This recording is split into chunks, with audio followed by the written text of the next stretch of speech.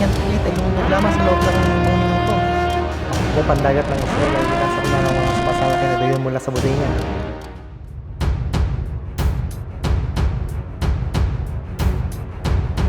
Hindi na makaya ng Earth Defense Force ang pag-atake ng Bosnian hostiles. It's time!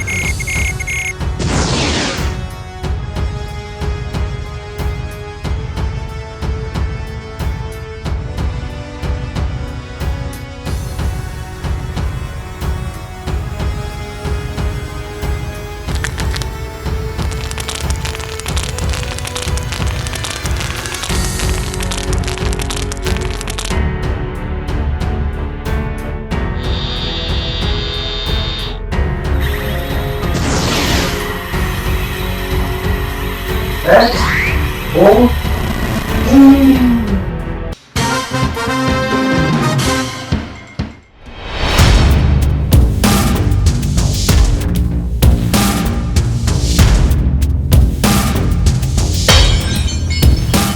Laser Show!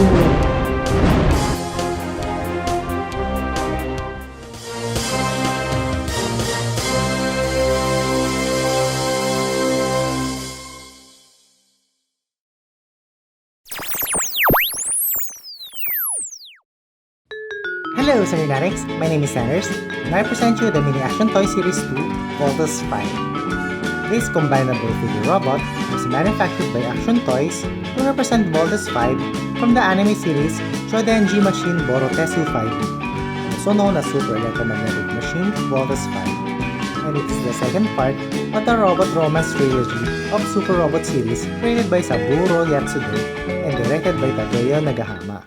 The length of its box is 8 inches, its height is about 7, and the thickness is 2 inches. The front of the box shows the actual picture of Voltus 5 figure you will get on the nice, simple, and elegant background of blue and red shade. For the side of the box shows the number 02, the name of Voltus 5, and an opaque picture of the Voltus 5 figure. At the back of the box you will also see the actual figure of Voltus 5 machines and Voltus 5 in different poses. Upon opening the box, you will get a clear plastic case storing all the Voltus machine that can bolt in to form Voltus 5, together with its laser sword and hand manipulators.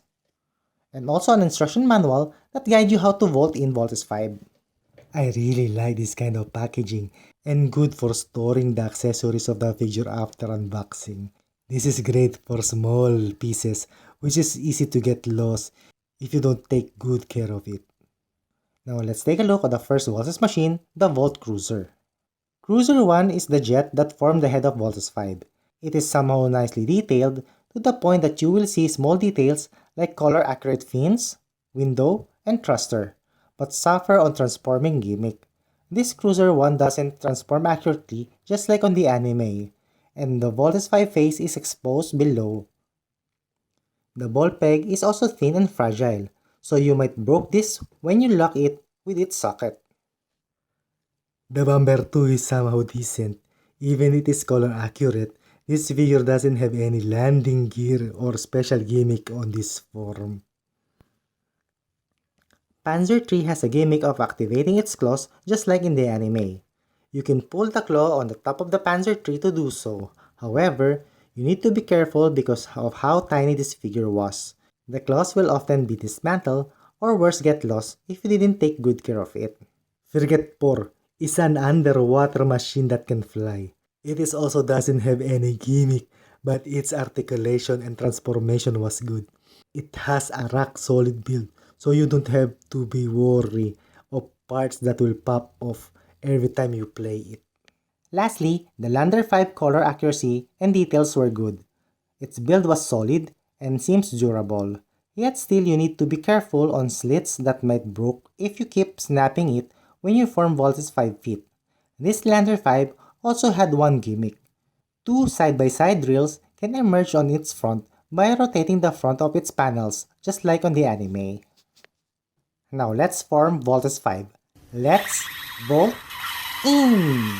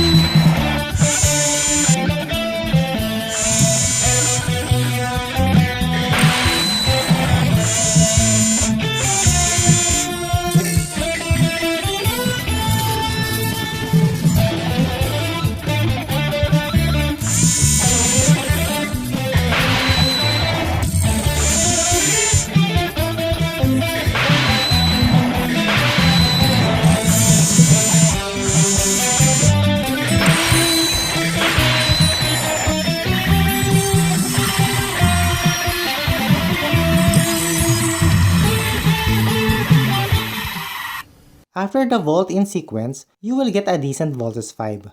Measuring 6 inches tall, this articulated Voltes 5 was good, especially if you are collecting 1:144 scale Gunpla model kits and Bandai Minipla.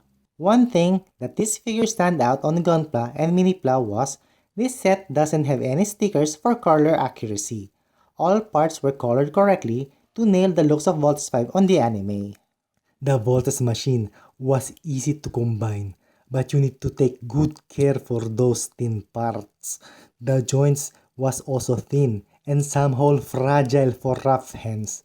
This clearly shows that this figure were not meant for kids, but for adult collector who only want to have their childhood memories in physical form. From the color accurate head, rectangular arms and legs, body, chest and rubber shoes feet, Action Toys really captured Voltes 5. The aesthetic of this figure was pretty good. Look at the face of this thing!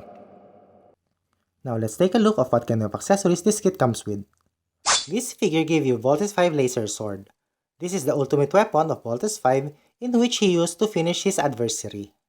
Aside open hand manipulators, this figure comes with closed hands and weapon holding hand manipulators. Weapon holding hand manipulators allows Voltes 5 to wield his laser sword that is included on this figure. You can conveniently slide down the laser sword to the weapon holding hands and it will securely hold it.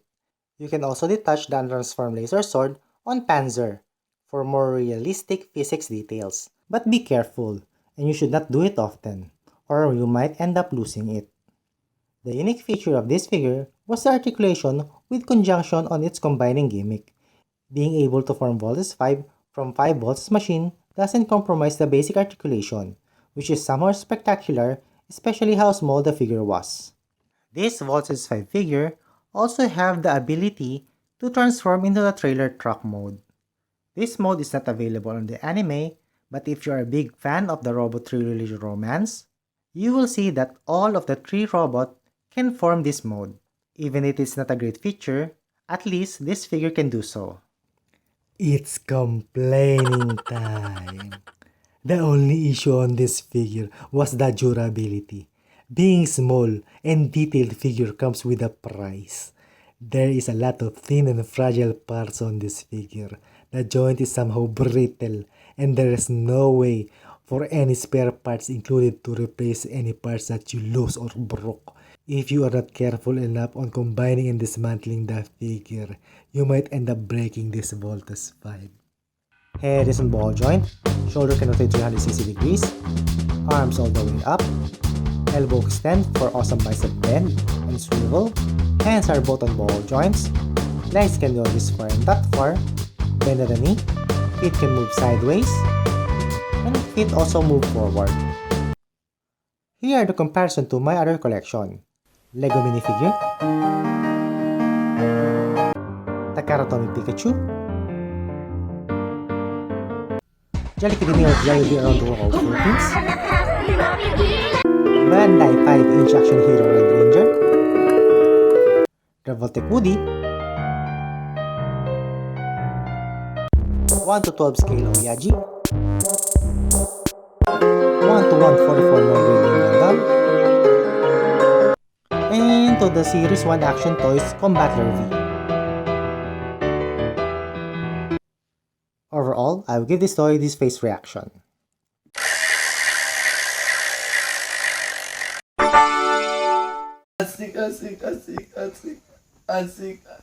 Thanks to Action Toys, we can now have a Voltes 5 figure that can scale on 1:144 Gunpla or Bandai Minipla.